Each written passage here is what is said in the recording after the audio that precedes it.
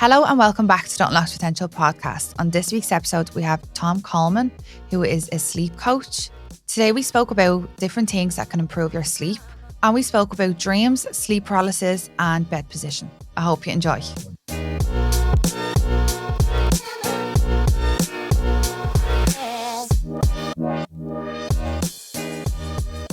It's more about like kind of what you value when it comes to sleep. Like there are multi levels and layers and complexities with sleep. It's not as simple as, and people try and break it down to switch me off, you know. I mean, I don't, like, as a sleep coach, I can't turn around and say, okay, here's the short version. Go to bed, close your eyes and wait. That's it. I do try, focus on me breathing and all. I don't think. Oh yeah. I mean that's incredible. So it's a very complex thing. Sleep is a very complex thing. When it comes to chemically what is actually happening to achieve sleep. Yeah. That's complex. And then we have the complexity of the emotion, fear, anxiety, a racing mind. I mean, think about this. You're in your most vulnerable state when you're asleep. Yeah. Right? And for me, I say that sleep is the ultimate act of letting go. So you're letting go of the day. You're letting go of what I didn't get done. You're letting go of what I should have got done. You're letting go of what you want tomorrow. Yeah, what I have to do tomorrow. Right? You're letting go of your fears, of what this might happen, that might happen. Somebody might break into the house. All kinds of things. You're letting go of your dreams. I didn't get that done today. I should have got that done. So it's really letting go of everything. And if you're resisting that, some people, they've worked themselves up into such a state that they find it difficult to let go. So ultimately, they're actually resisting sleep. Yeah. So, what would you like? That's what I'm trying to get into a routine, like of getting up earlier and going to bed earlier. Yeah. So we're like, that's literally me. I'm like, yesterday I was trying to like read a book to kind of make me a bit like drowsy and go to sleep instead of like scrolling on my phone. Yeah. And then I'm like thinking, I should have done this. So then I was like, right, okay, now I need to focus on my book. But I had my phone in with a little to-do list. So I was like, right, I can write it down and I'll do it tomorrow. Okay. But this just kept going. I didn't end up going to sleep till like 1:30. Like it was, yes. Yeah. I need to. What would you recommend then for getting into a better routine, going to bed early? Yeah. Well, I like some of the stuff that you've done, right? So again, personality type come into it. Depends on the personality type, depends on the type of mind you have. Because sometimes what will keep a person awake is all the things they have to do tomorrow.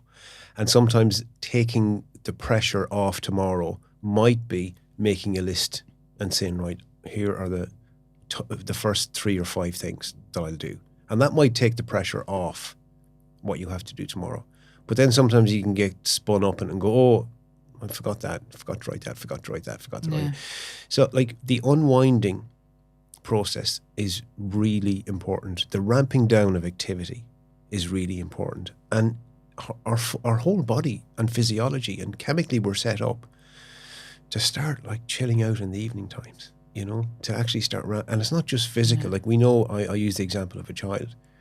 Like you wouldn't have a child on a trampoline and then just pull them in and put them into bed. Like we all know, wind them down. Yeah. Like don't get them activated. So you wouldn't recommend going to like doing any exercise on that? Oh no, I mean, like there's a good time to exercise according to our circadian rhythm, according to our body clock, because our body temperature is at its highest at 5 p.m. So evening time is a good time to exercise. Not like right before bed though? Not right before, because we're elevating everything up. Chemically, we're pushing in cortisol into our bodies, adrenaline, ACHT, and these are chemicals that create a bias towards movement and they put us in the fight or flight state.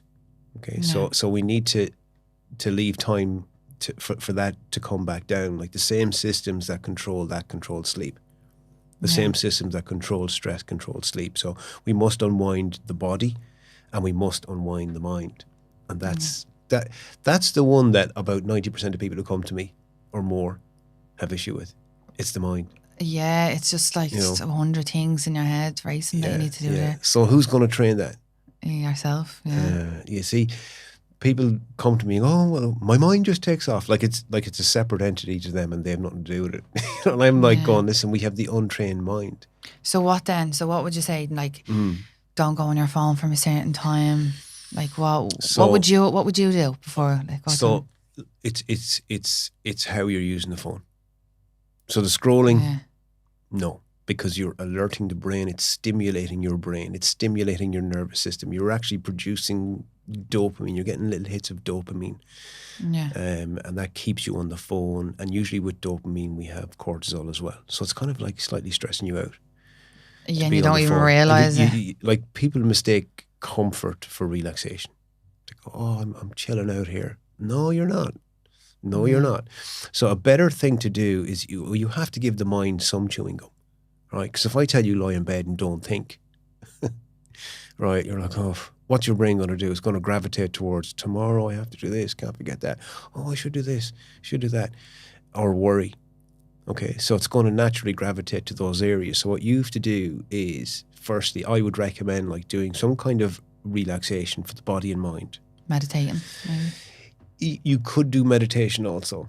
So it's like a conscious relaxation where you're telling your body to relax. You're instructing your body. You're going through your body from toes to head or head to toes. And, you know, your mind also. And to tell your mind, now it's time to rest, time to settle down now. I understand that we have a lot of things to do. We'll do those tomorrow. And retraining those systems, those cognitive systems to actually unwind. Reading a book, fine. It's just giving the mind something to latch onto that will induce relaxation. Yeah. Really. Now, what do you think of people watching TV before they go to bed? Is that the same thing as scrolling on your phone? It's not the same because... Probably depends what you're actually watching. It depends on what... Like, if you're binging on Netflix and you're just staying up for one more episode, that's detrimental. Like if you're watching TV or you're watching something on Netflix, that's okay. But when it comes time, and here's you mentioned it, setting up a routine, you entrain the systems in your body and mind. Like when you eat, like before you eat, you're hungry because it's 1 o'clock and I always eat at 1 o'clock and your body recognizes this and you start to produce chemicals to get ready to eat, same as exercise. If you exercise should regularly, be exercising every eating at the same time, shouldn't you? Well, It's yeah, I mean, like everything the brain loves patterns. And that's why you wake up on Saturday morning when you can't sleep in. You wake up on Saturday and Sunday morning at the same time. Yeah. Because like your brain or your body aren't going to know, oh, today's Sunday, don't wake up an hour and a half later. So the routine is really important. Really important that you establish good routines. And what's the recommended time of sleep then? So I heard it's like 10 hours of actually being in bed and 9 hours of sleep. Well, it is personal. Like experts would say 7.5 hours sleep in terms of how much, 7 to 8 hours generally. Some people are fine on 6. But is that not like, do you ever get people who will be like, oh, I've 7 hours, but by the time they actually get into a deep sleep, is that included? Like, no, see, it's sleep time, not time in bed. Right. That's sleep latency is how long it takes me to get to sleep. Yeah. So if we look at what is sleep quality, sleep latency is one of the attributes. Like how long is it taking me to get to sleep at night? Sleep quality, sleep duration, sleep regularity, meaning go to bed at the same time, get up at the same time. So all of these feed into your overall sleep quality.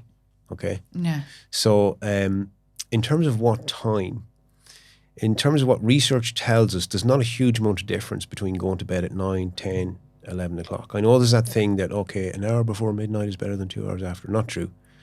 As long as the environmental conditions are the same, the outcome... like a blackout room and we keep a cool, dark room, low, no light, low noise, that kind of stuff. Like, if that's the same, there's not a huge amount of difference.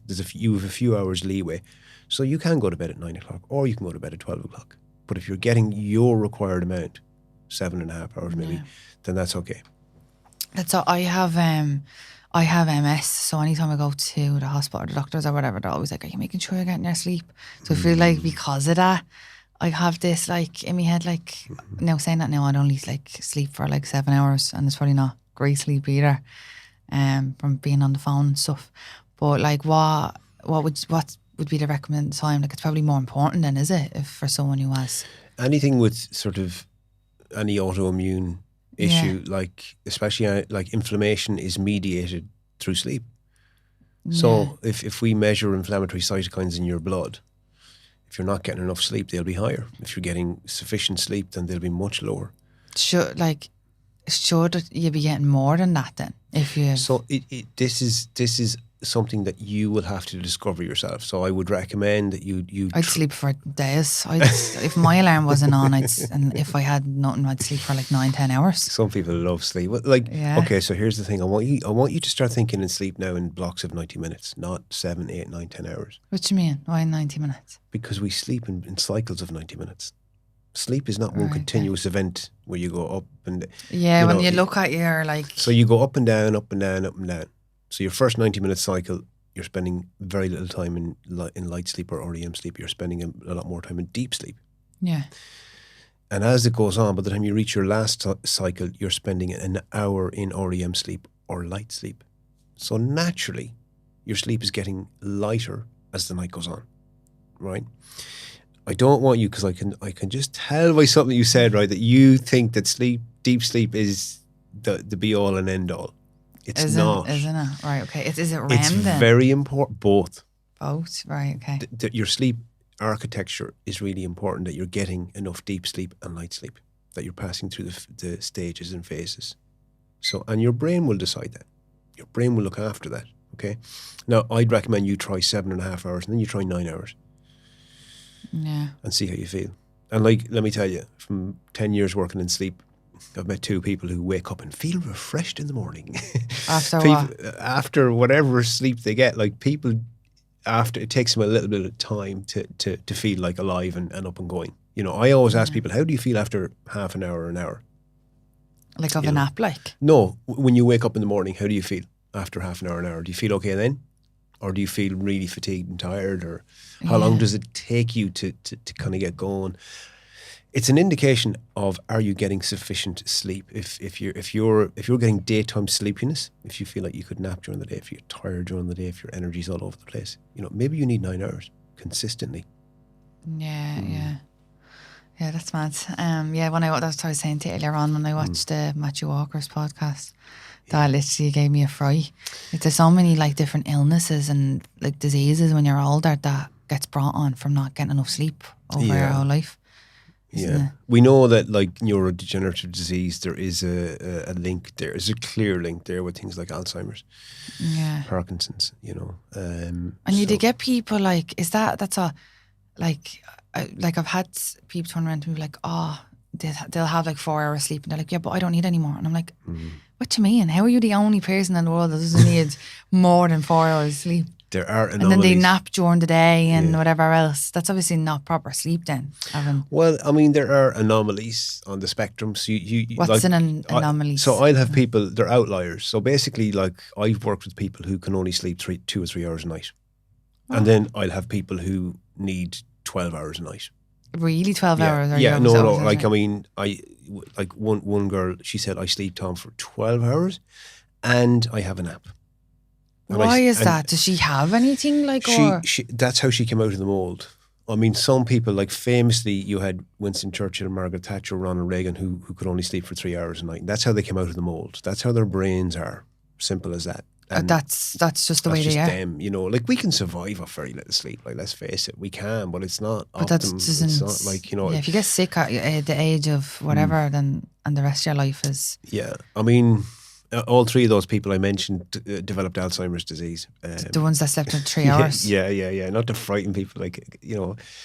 But and you always see all these reels on like Instagram and TikTok, and it's like, the amount of obviously hours you put into work and all, and then you'll sleep when you're dead and all this, and you're like, what? It's crazy because, you know, every single test of productivity and health and wellness. I feel like you focus more, you're productive more when you get more sleep. That's what the science says. Like if we give you 5 hours sleep or we give you 8 hours sleep and we can test you, and 100 times out of 100 times you'll be more productive. Yeah, you'll be more productive on 8 hours. Yeah. You know, like who are we to argue with nature? Who are we to argue with, you know, hundreds of thousands of years or millions of years of evolution? Nature knows what's better. This is the strategy we have chosen. This is how we've evolved. So I was waking up when I was waking up at 5, I was the earliest I could get myself to bed. It's like I fight myself to go to sleep, but I want to go to sleep, but I just can't get off my phone, or I can't like kind of relax or whatever. And I was the earliest I was getting myself to sleep was probably like 10:30, and then I'll wake up at 5, and then I was trying to meditate and I'm falling asleep. I'm literally like this, and I'm like, and then I'm trying to walk after it, and I'm not actually being as productive, and it takes me about 2-3 hours to get whatever I need done. And I'm like, I might as well just slept. Yeah. So, yeah. That's where the routine is important. It takes time. Sleep is not something that changes immediately. And this is where people kind of zone in on last night. Oh God, tonight I have to get a good night's sleep. Zoom out. Focus on it's like business, right? Focus on the process. I get people to zoom out and go, right, if I consistently do this over months, my sleep will get, and it's not a straight line journey, same as business. It's up and down. So it does take time, and be patient with yourself and change the narrative. Because what you tell yourself about sleep is important. Yeah, exactly. It's like Anton, isn't it? When you tell yourself about Anton. Yeah. So it's what you believe and all that, yeah. Yeah. So you've worked with a lot of athletes for coaching with sleep and stuff. Yeah. So how does that benefit? Like you worked with Conor McGregor, and then you worked with a lot of athletes in, is it Des Kelly's done a project where... Yeah, that's right. I work with soccer players. I work with rugby players, Irish rugby players. So it's like the teams, is it? And then you kind of tell them. I've done teamwork. I've done teamwork for Irish rugby at the provinces, Munster rugby, Connacht. I've done all those. I've worked in individually with people like Jamie Heaslip when he was still playing. And yeah, famously I worked with Conor. I was, monitoring his sleep as well. And like... And what way did you monitor that? Sorry, was there? So yeah, I had my hands on technology, which was very hard to get, which is not open to general public. I had an agreement with, and still have, with an American company who gave me this technology. It was developed by the US military for their fighter pilots. Okay, and it was very accurate, because how do I know? And here's something interesting, talking about like wearable technology. Your Fitbits or your Whoops or all that, like how accurate is that data? Well, I knew that the tech I was using was 96% accurate. Yeah. So then I was able to track not only sleep, but actually give the user a number for mental fatigue, and mental fatigue correlates with reaction time. So I could tell the athlete, Conor, whatever, your reaction time is going to be down because you didn't get, and you can't fight that. You can't like try and outperform that physically. It will be down. Yeah. So, like we often talk about sleep and health, and does it impact this aspect of health? Yeah, yes, it does. And we talk about sports performance and recovery, and you can ask me like, does it impact this? Yes, it actually impacts all of those aspects. So it's kind of like. And was this like, say, if you were telling them like what hours you need to sleep, was it different every night, or like for the recovery? I mean, you try and optimize sleep. You try and improve and optimize. Right, okay. So what were the things that you would have been saying to him? So like just to get across firstly the importance of sleep. Right, yeah. You know what I mean? A lot of people don't really realise it. You don't kind of realise like if I, like how much rest do you get between rounds of a fight, right? If I give you 30 seconds rest or I give you 2 minutes rest, what are you going to be best? You're going to be best with the 2 minutes rest, aren't you? You're going to be so you have to give the systems a chance to recover. That's what sleep is about. Instead of being like, there's a huge focus in sport on working harder, on eating better, and I'm still kind of really waiting for people to actually realise that actually, wait a minute, let's recover harder. And how do we do that? We look at our sleep and nutrition and stuff like that, and we dovetail those things, but no one ever says to you, sleep better. Like that's where you build the muscle. That's where you make the neural connections. That's where you recover. That's where you do all of those things. That's where your reaction time, your shot accuracy, your capacity for, your aerobic output, all this stuff is impacted. But people kind of forget about that stuff and go, oh yeah, go ahead. And then athletes, professional or amateur, are going home scrolling on their phones all night. Yeah. And they're missing out. Like there's huge numbers to be gained in that sense. So, yes. What do you think of the glasses that you put on, that block the The blue light. The blue light. So like so many people know about blue white light nowadays, but what they don't know maybe is that we need it. We actually need blue and white light. We need our brain to get that information at certain times because we have this body clock. I thought you were saying we need it at night. I was like, do we? No, opposite. Like we know we don't need it at night, but actually the flip side of that is we do need it during the day. Yeah. Okay? For several reasons, right? So the blue light blockers block certain frequencies of light that will shut down melatonin production. Because why is it a negative that we're getting it late at night? That it will basically tell the brain it's 12 o'clock in the day and it could be 11 o'clock at night. And your brain will stop making the sleep hormone melatonin. Okay? So that's why we don't want it at night. But blue light blockers don't block all the frequencies that will disrupt. So it's not now. What would be the other one? So well, like if we talk about the phones or the devices or the laptops, you can set filters. I literally we were only talking about this morning, and I forgot that my phone does that. Yeah, it actually turns the lights off. Or whatever. It will shut out a lot of those frequencies, so you get like an orange yellow light, which is fine. But here's the thing: it's not just the light that's caused the issue. You said it yourself. I can't stop scrolling. So it's what you're seeing, what's actually in the alerting your brain. It's that alerting that's stealing your sleep. Whereas if you're listening to a podcast or you're listening to music or you're listening to a story or relaxing sounds or anything else, that's cool because that's bringing you down. Yeah, that's what I don't even have a telly in me around because I'm like, I don't want to be distracted. I'd rather walk or just go to bed, read a book. Yeah. But my phone is probably worse than actually having a telly in me around. Yeah. Because I could actually watch something that will wind me down and put me asleep. Correct. So now I'm like thinking maybe I should actually get a telly in me around because that phone is a demon. Oh yeah, the phone. It's tapping into the most powerful reward pathway in human evolution.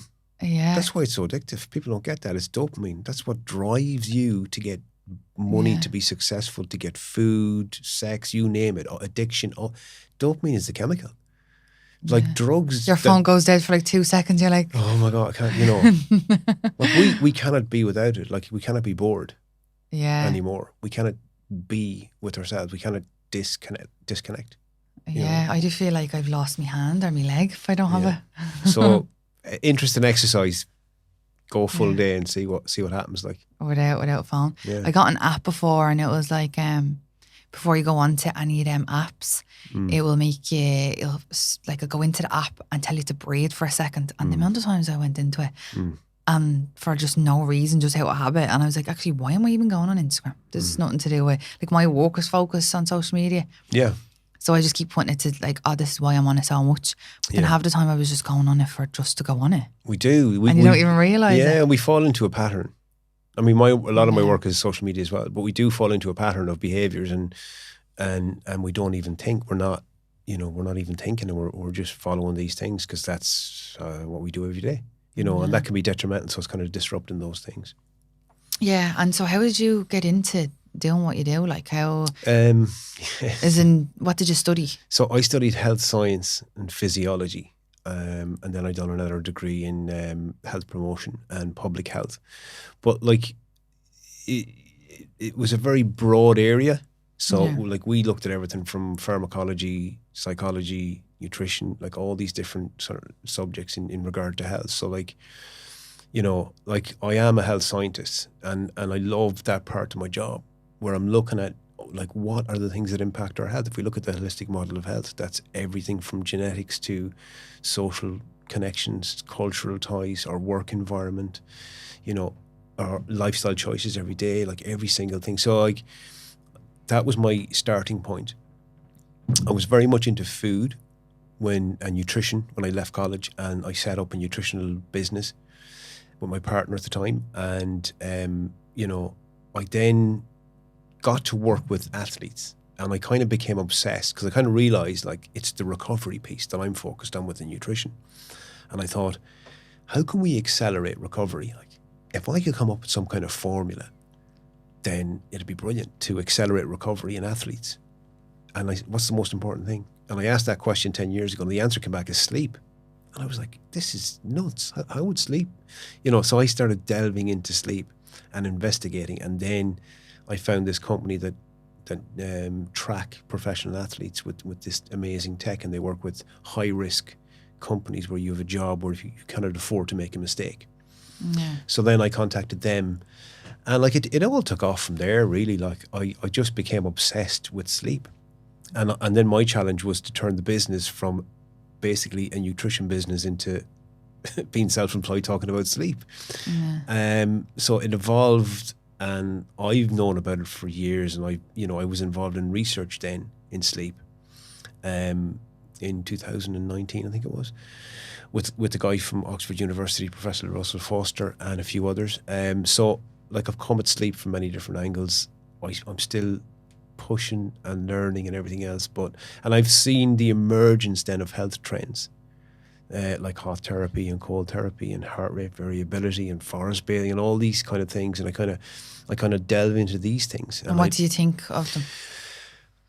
It's funny, like the world of health and wellness and fitness and all that kind of stuff. It has exploded, globally, and I think like we just have to be careful. Like we've to navigate it carefully, because and it's the people who are giving us the messages as well. And here's the thing, because like I know I'm in the business and I've been in the business for a long time, there are certain people out there who, maybe they've no qualifications and they're on talking about, stuff they shouldn't be. And they have a big following on social media. Like I've seen stages with people up there, and like they've no background, they've no qualification. Aesthetically, maybe they look good, and I kind of go, well, how do you look that good or whatever? And I just worry about people that they're not getting like really good, solid advice, and don't follow, fads, whether that be food and nutrition. And there's a lot out there. That's a very broad, open area. So, I think we have to be careful about what we're consuming and who's telling us and how qualified they are, and everything else. Not just be jumping on this trend and that trend and everything else. I feel like all the ice baths and stuff like that, that's obviously, do you think? Well, I understand the value of those things, and there is value, and there is value in the ice baths. There is value in heat therapy. Like, no doubt there is value in a lot of these things. Like, and that could be forest bathing. And I know there's research on it that it shows that it increases our white blood cell count, which is good, beneficial, great, okay?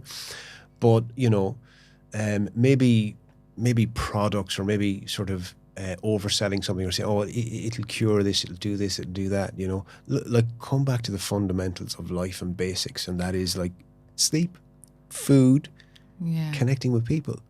I watched a podcast there the other day, and this fella was like saying that we actually don't need as much protein as everyone goes on that we need.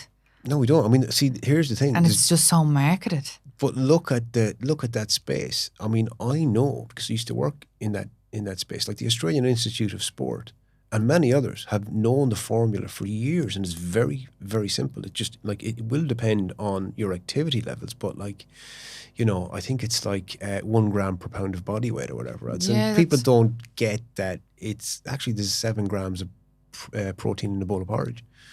There's protein, and people think they have to, and they just like over consume. Yeah, because it's like this big thing that's marketed now. Well, that's all. When I watched that, I was like, I would make sure I have protein with everything, and I was probably having like too much of it. And then he says it gets stored as fat. Then well, I mean, if you don't need it. Well, the post anabolic window, like you have to have a protein shake an hour after working out, or else it's a waste of time. That's nonsense. That was invented by the supplement company. So it's like, see, my part of my job is to look at what people will refer to studies and science and everything else, and interpret that for people. Because like I remember in college not liking some of the lectures we had on like statistical analysis for 2 semesters or research methodologies, but now I use that stuff all the time. Because if someone says to me a study, I go, let me see the study. What forms Show of me bias, the evidence. What forms of bias, how much, what was the sample size, how many people were tested. That's a real skill to learn to interpret that for people, and in an unbiased manner, I'm looking for the truth, So, but look, I've looked at many of these things and I love them. I like them. I think they're positive. It's how do we apply it and build it into our everyday life to improve our health overall and protect our health. That's what it's about. So I have one of the girls from work was asking to ask you this question about sleep paralysis. Yes, sleep paralysis. So, yeah. So basically when we dream, right, the body puts us into self-induced paralysis. Yeah. So we paralyze ourselves so we can't move. So we cannot act out our dreams. Right? Yeah. So imagine you're dreaming you're in a fight with Conor McGregor, and you can move, you're going to be fairly jumping around the bed, right? Yeah. So we go into a state of paralysis during REM sleep, right? Now, amazing. The body is amazing. It won't shut down your heart or your breathing muscles. And the other muscles that won't shut down are your eye muscles. Sleep is REM, rapid eye movement. So imagine that all the other muscles are shut down, bar your breathing, your circulatory muscles, and your eye muscles. But anyway, what happens is this. Sometimes we stop dreaming and the state of paralysis stays. Now, usually people wake up because REM sleep is at the end of a sleep cycle and people tend to wake up, or they have what we call wake episodes at the end of that. And what happens sometimes is people wake up and they're paralyzed and they can't move. And it freaks them out. And here's the thing about dreaming as well. We have no sense of time or reality or space in dreams. It's completely warped. So you could feel like you were dreaming about something for half an hour and it could be a minute. So if you wake up and you're conscious and you can't move and you get this paralysis, it can freak people out. It can be quite frightening. And then you have something else called night terrors, where dreaming leaks into other phases of sleep. And what do you mean by that? So we should only dream in REM sleep. Yeah. Sometimes people get these visions of people in the room, the ceiling cracking open and spiders coming out and all this kind of stuff, and it's very real, very frightening for them. And that's night terrors, different to a nightmare. Is there meaning behind all these dreams, or is it? There is meaning behind dreams, but the night terrors are a kind of medical issue. How do you stop the sleep paralysis if it's happening regularly? So here are the things to watch out for: stress, alcohol. Yeah. They're the two big ones. Be active, right? Now, if it happens regularly, what you will tend to find is it will happen at a certain time during the night. So what you do is something called a scheduled awakening. So wake up before that time? Yes, set an alarm. If you say, it happens to me about 2:00 every night, and set your alarm for 1:45, and that will disrupt the pattern. That will break the pattern of it happening. All right, that's mad, isn't it? Mm-hmm. Yeah. And anytime I hear of anyone having sleep paralysis after like a heavy festival. Well, there we go. Well, alcohol, what does alcohol do to the brain? Yeah. It stops you going into REM sleep. All right. It suppresses REM sleep. And then when your deep sleep is not as deep. You don't go down as deep in deep sleep. And the other thing is, if people drink far too much alcohol, they're not even actually asleep. Because if I put a polysomnography hat on with all the wires, it will show me they're in a state of unconsciousness. Yeah, and you always get people saying, I'll have a drink that'll put me asleep, or whatever. It will. But it's not a good sleep. It's not a good sleep. And that works in a few ways. So alcohol opens up the blood vessels. Vasodilator. Will actually cool the body, help you sleep. And the other thing it does is it shuts down the prefrontal cortex. The part of your brain that's in charge of making good decisions. The part of your brain that stops you acting out on road rage or telling that person what you really think about them. Or, prefrontal cortex is the governor, right? Yeah. Because we have these... That's why we have no filter when we're drunk. Correct. Because the prefrontal cortex goes, couldn't be bothered, do whatever you want. And then you end up saying or doing things you shouldn't do. Yeah. So think about you with your racing mind trying to sleep, and you have alcohol, and then the brain goes, I couldn't care less about tomorrow. Yeah. That's why people use it. Now, as my father said to me one time, I'm not worried about the problem you have, I'm worried about the solution. To fix it, it's not a good solution to be drinking alcohol to fall asleep. No, Yeah. it's detrimental in many ways. And then, so with like common sleep disorders, like what would they, like does anyone come to you and say like, Yeah. like, like what would be some of them that someone comes and say to you? Well, like there is a classification of sleep disorders. Yeah, they're probably not even actually a sleep disorder, are they? Well, that's the thing. It's my job to find that, because there are medically diagnosed sleep disorders. And if I think that a person has that, that needs to be diagnosed by a sleep specialist in a hospital setting, where they go for a sleep study, where they get the hat on them and they get analysed properly. Okay. Most people who come to me with some form of insomnia, which is a medical condition as well. Now, it's up to me to try and figure out if they actually have a sleep condition or a lifestyle choice condition. Because people come to me and they're like, oh, you know, my sleep, and it could be, you know, the fact that they're very stressed out. It's been building up over years, maybe. You know, they're drinking 12 cups of coffee. They've got, you know, they're on social media. They can't switch their mind off. You know, there's a lot of different factors. Maybe they're perimenopausal. Maybe it's hormonal. That disrupts sleep profoundly. Would contraception, say, for women, would that disrupt sleep? Yeah, that can disrupt sleep as well. Oh, really? Yeah. Yeah. So that's my job, really, is to figure out what the issue is. And would you be able to, if you were to actually do a study on someone, like someone that is like a girl that's taking contraception, say, would you be able to do a study and say like that's from that? You'd probably have to tell them to stop taking it for a week or so. Well, it'd narrow it down. Like anything that disrupts hormone production, because hormones play a key role in sleep, like female hormones, like progesterone is critical for sleep, and estrogen as well. You know, so like those things, and even at different times of the month, women will find it harder to go to sleep at certain times of the month due to the fluctuations in progesterone and estrogen. Okay, so usually my process is, I do very little work individually with people. Sometimes I do, depends on how busy I am, but it will involve me kind of interviewing them for 45 minutes, asking them a ton of questions and trying to figure out what's going on. And from that, then the pathway forward becomes clear. And so with that, you do is it a course, is it that you do? Yeah. So, I've been working full time in sleep for the best part of 10 years now.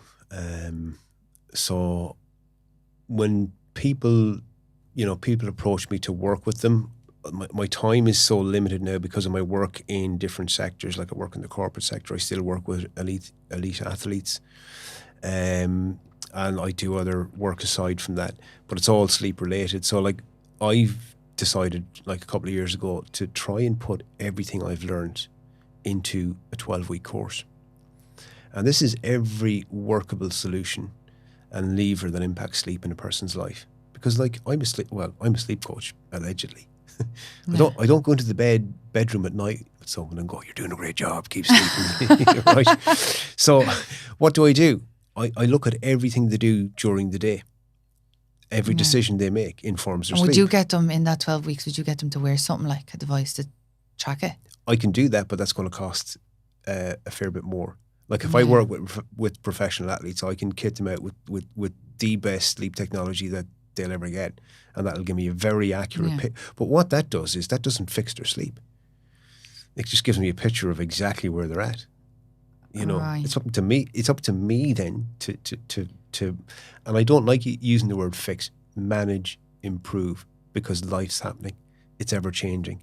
Kids, stress, your food, your health, all of these things are interplaying to produce sleep. Sleep is like the barometer of how well you're doing in life. How well you're dealing with stress. Are you able to switch yourself off and switch yourself on? And those are people coming to me with sleep issues, often I find they're lifestyle choice issues.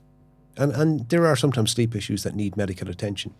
And then I refer them on to professionals in that field for further analysis. How do they get these disorders? Like if it is a medical issue, like? Yes, I mean, some people are just born with it. Like we have about 9 different genes that are known as clock genes that we inherit from our parents, and we can switch them on and off through our behaviors. Okay, and we can amplify their effects. But like some people are just born with sleep disorders. Sometimes it happens where we have trauma in our life.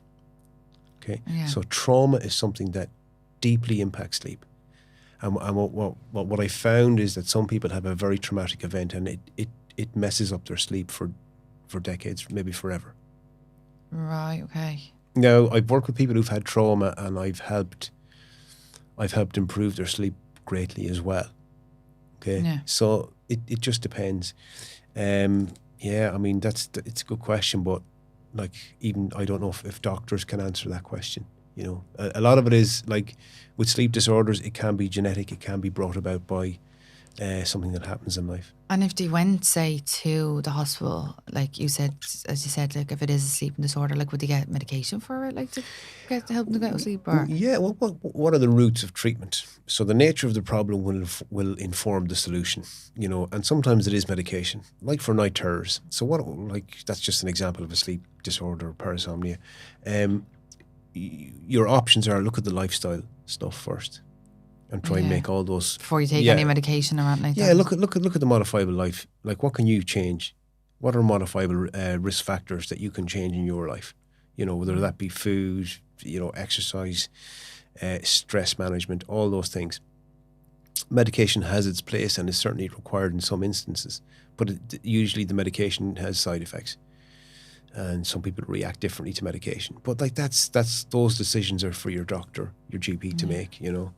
But I would go down the route of like working on all. Like I've helped people who've taken sleeping tablets for years, and you know, after doing the 12-week course with me, then you know they don't need them. Yeah, and it's like I don't inform that decision at all. I always refer that speak to your GP.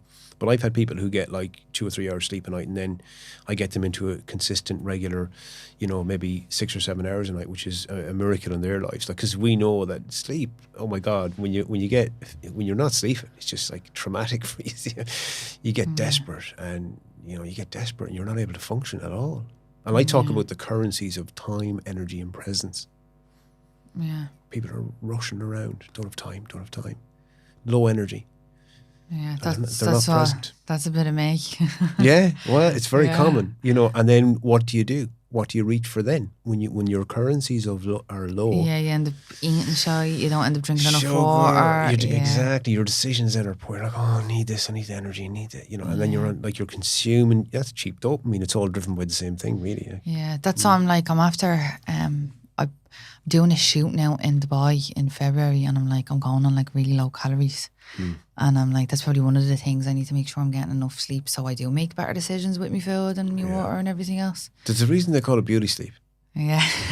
Aging accelerates with lack of sleep. That's the podcast I watched, or the TED Talks that Matthew Walker done.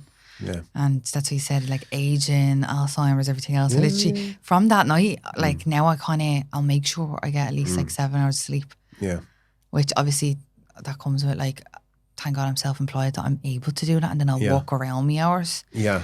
But it'd be better if I got in a better routine of actually just going to bed earlier, and because it is a bit all over the place. Yeah, look, there's times in life when we do that, and we have to do that. Yeah. But like, look at all the, like, if you look at like, you know, high functioning people, successful people, like they most of them are really prioritizing their downtime, their unwinding, their sleep, their self-care. You know, if you can get like that's a flex. Personal health is the new flex. Yeah, I feel like once you look after yourself, everything else falls. Yeah, like it comes after it. Like if your business starts doing better, because you're feeling better, your mental health is better. Yeah. So I feel like all that comes with it. Where if you're not looking after yourself, then your mental health is shocking, and you're eating shy, and then there's no motivation for you to even do any work. Yeah, well, I know this, like, it's a spiral. It's a spiral up or down. Like, if you go for a walk, if you go to the gym, your next food decision will be better. Yeah, exactly. You know, if you miss out in the gym and you're sitting on the couch going, and you're like, I might as well eat shite now. Well, that's your brain. It's hijacking the limbic system going, I feel bad. And then your brain goes, I know, have a Mars bar. You'll feel great. Right? And that's what happens, right? And then you eat it and you go, and it feels I'm already at the eating one, I have another one. And then you feel guilty as hell. You beat yourself up, you know. So look, failure is something I talk about a lot as well. Don't be afraid to fail. Yeah, exactly. Yeah, you're not going to achieve anything if you're afraid to fail. You're not going to do it or go for it. Fail well. Yeah, you learn from it. You have to learn from it. Yeah. I fail more than most people. I can tell you, in business, in nutrition, in fitness, in life, I tend to fail quite dramatically, you know. And I tell the story about like doing a talk in my hometown, you know, when I started, advertised the talk, told all my mates to come to the talk. 2 people showed up. 10 minutes later. Yeah, but you're still doing the talks now, aren't you? And look how so many now, you know, yeah. and I felt like a failure. Failure wasn't mine then. I realised after it wasn't my failure. You know, I learned from that experience. And, you know, 4 years later, I was working with the biggest name on the planet. I was at Conor McGregor's training sessions, you know, 4 years after that. You know, if you never would have done that, you probably would have never been there. You know, so it's learning from the failure. Yeah, and I feel like a lot of people when they look at Instagram or look at they think all these people that are successful, they never fail. It's all just like where they probably did. Well, like I'm still failing. Yeah, I'm still trying. I'm still failing. I'm still working. I'm still, you know, there's times where, like we were talking about this, you don't see your own success. Like I don't. Like I'm focused on different things and doing better and things that I want to achieve and stuff like that. So I still sometimes don't even feel like I'm a success. You know, I still feel like, look, it's not where I want to go here and do this and be that and whatever. You're always looking at somebody else who's well, I don't, because you know what? I look at people who I aspire to. Yeah, for inspiration. But comparison. Yeah. There's only one. There is only one loser. There's a winner and loser in comparison, isn't there? Yeah, exactly. So if I'm comparing, I'm like going, well, I'm the loser here, like, and that's not. It's not a good like. You know, and it's like the social media world of Instagram and whatever else, you can get sucked into that. And like people, even me, you know, people say, oh God, you're doing amazing, you're doing great. It's like, I'm paddling away here. I'm you know. Yeah. So don't believe the hype, you know. You know, just focus on yourself. Be the better version of yourself. So with the dreams again, I seen you posted up about dreaming that you're falling. What's the meaning behind that? Yeah, so dreaming that you're falling is like you don't have. Life is going fast, and you feel like maybe you can't keep up. You feel like you don't have the resources, that you're going to crash because you hit the ground, boom. You know, when you're falling. So it's that sense of a little bit out of control. So, like I feel like that's such a common dream for a lot of people to have, or their teeth falling out. Yeah, well, it's one of the 8 most common dreams. Is it? Don't ask me to name them now, because like, I was going to say, what are they? Okay, so like being naked, right? Oh yeah, vulnerability. That's about vulnerability. Feeling vulnerable. So like being in public and being naked, that's one of them. Yeah, I've never had that one. Like think about what that means. Like people can see me. Right. Okay. People can see what I'm about. People can see all of me. That's about vulnerability. You feel vulnerable, right? Yeah. And that's a good place to be, actually, because vulnerability, when you're at your most vulnerable, you're at your most powerful. Right. Because all the bullshit is gone. It's bad, so I haven't had any of them dreams yet. Yeah. Well, I mean, you know, you always need context. So here are the common, like, from what I can remember, because as I said, this is not what I do at all, but I've looked into it a little bit. I know why we dream. So falling, running away from somebody chasing you, your teeth falling out, studying for an exam, being late, being naked. And what's the other one? There's like 8. I don't know, it's probably more than 8, but like I kind of remember these ones. And you need context with it. Yeah, what's the teeth falling out? What's that one? Can I remember what the teeth falling out is? It's about bite. It's about like, you think about he's got bite. Like you're losing your power with your teeth, and it's the kind of facade of people, because teeth maybe are associated with beauty as well. So you're aging. People can get insecure about how they look, and their teeth can fall out. So that's what that's about. Yeah. Yeah, that's what I got my teeth done, and for about a week I kept dreaming that they were falling out. That was obviously just that. See, there's the context. Yeah, that was obviously just that was not what our. You always need the context, because for you it can mean that. For someone else having the same dream, it can mean maybe that else, you know, they feel like they're aging, or they feel like they don't They don't carry weight in maybe they're going to do a new business and they feel like they're not enough or something like that, and their teeth are falling out. So you always need context with dreams. Yeah, and so with the obviously going to sleep, would you recommend like obviously a cooler room and stuff like that? I'm always wearing like me fluffy pajamas, fluffy socks a lot. Yeah. And then I've probably that's another one of the reasons why you wouldn't go into more of a deep sleep.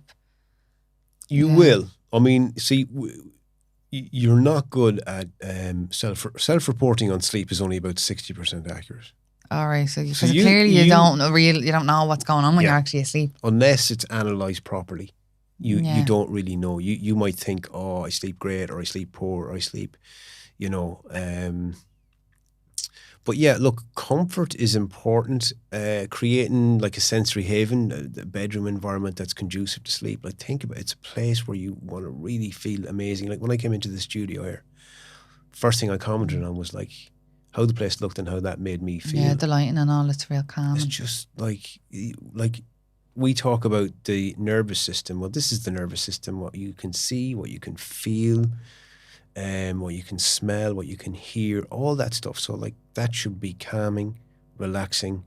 It should be cold, dark. Light is a very powerful lever. Temperature is very important as well. So light and temperature are the two most important. And then you look at your bed.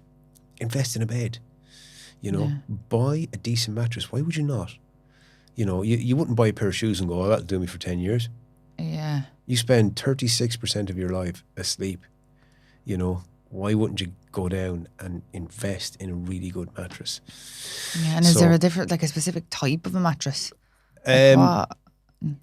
It is personal. Is it the more harder kind of, is it? I'd have to give a shout out to Respa here. Like, I mean, and look at the pocket spring mattresses they do, or go down to Des Kelly. Brilliant selection of beds on there. Sorry, that's my plug, right? Lovely, great people. Look, here's the thing with the beds, right? And both of those people have a great selection. It is personal. So you might need a really firm mattress. Yeah. Right? Other people might like a slightly softer mattress. Other people might need cooling technology built into the mattress. Go down. And what do you mean cooling technology? Didn't even know there was a mattress like that. Yeah. So I mean, is this something new? No, well, I mean, not really. It isn't kind of thing. Like, so heat builds up in the bed. Sometimes that's why we wake up at night. And what the mattress can feel it that. And the mattress. Some mattresses have this cooling technology built in that it draws heat away. It doesn't allow the heat to build up that wakes you up. And are they expensive? No, it's not. I mean, you can get pillows with the gel, with the cooling gel built into the pillow as well. Oh, really? Yeah. So like, it's not. I mean, like, I don't think people might be surprised, but I don't think any mattresses should be classed as expensive because, like, I was thinking this is like a AI in the mattress there.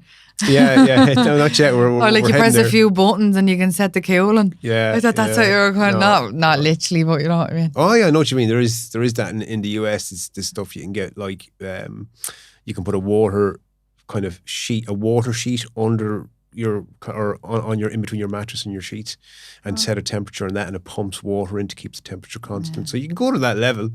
Yeah. What do you think of is it the floating therapy where you lie in I don't know, what would you call that? I've done it before. Float therapy, yeah. Yeah. So here, I'll turn the tables. How did you find it? For a person who loves their phone so much and scrolls so much, how did you find float therapy? I don't know. It was real, like, it was pure pitch black, and I had to, like, I can't even swim. So that was another thing for me to float in water. Right. So I was like, I kept getting a fright. I was like thinking, if I fall asleep, I'll drown. Okay. So, because you're meant to like go into this state of whatever. I don't know if I'd done it or not. Yeah. I got out a bit earlier because I actually needed to go to the toilet. Okay. So I don't. Fair enough. I don't think it was an actual, like, I feel like I should probably give it another go. Now, like, I went with my ex at the time, and he said it kind of done, like, he enjoyed it. Like, he thought it was great. But he'd done it a couple of times. So maybe if I went again. Yeah. So here's the thing. It's like, I think, like, so first off, I haven't done it, right? And it's something I really want to do. I've done similar things to it, right? But And the reason I asked you is because we don't have the stimulus or the phone or stuff like that. We're left with our own minds for 40 minutes or whatever it is like. So it's interesting to watch your mind and what it'll do and where it'll go on that, you know. And that's why I asked you, you know. Yeah, it's meant to improve sleep and stuff and everything else. I'm sure it would. Like, it would calm the mind. It would calm the nervous system. It would switch us into parasympathetic mode. So it would help sleep. It's like that, and I would say, like, you wouldn't kind of go to the gym once and go, oh, I'm not sure about that. Didn't like it. You wouldn't. And every time you stop, like even there, I stopped going for a while because I hurt me back. And only now, on my third week, I'm like, I'm starting to love this again. Do you know, it takes a while. It does. It takes a while to you know, and I know that myself because there was a time a few years back where I was going to the gym like consistently 4 or 5 days a week for, I would say, maybe at least 2 or 3 years, like. And that has stood. And you start to love it, like. Oh, I was so addicted to it. Like, I loved it. And then when you fall out of it, for the first few weeks, you really miss it, and then you stop missing it. Yeah, and then you feel like shy. Like, and then you feel like you. So it's like making the time, and that's where, you know, it's part of my challenge, your challenge, everyone's challenge, is making the time for all these things. We have to make the time for them. Yeah, that's what I keep saying now. Whatever is going on in my life, I'm putting that ahead of everything. Well, that's it. It has to be a priority. Self-care. Like, that has to be the immovable, really. Yeah. You know, outside of emergencies, the gym, the cold water, maybe the flotation, maybe your yoga, maybe those things have to be, saunas and stuff. Yeah, saunas, massively beneficial for your health. Yeah, it's meant to, like, if you do saunas, like, what is it, prolongs your life, does it? It reduces all-cause mortality. It reduces your risk of cardiovascular heart disease, stroke, early onset of dementia, and neurodegenerative disease. It reduces all of these things. And what do you think of? I used to, when I was going to the gym, I'd go into the sauna and then I'd go into the cold water, like the plunge pool. Is that, what's your opinion on that? Going straight from something so hot into cold and then back in. You're just pumping, like the heat will open up your blood vessels. Okay, completely open up, so your vasodilation, and then when you go into the cold, it closes everything up, and you're pumping, and all the blood gets drawn back to your core. So you're kind of pumping the blood around your body. Like, there's a lot of benefit. So there's benefits on that. It's not. There is, like, but that's happening really quickly if you're doing, like, from one to the other. Like, if you're going from hot into cold, like, that's really, like, a huge kind of change.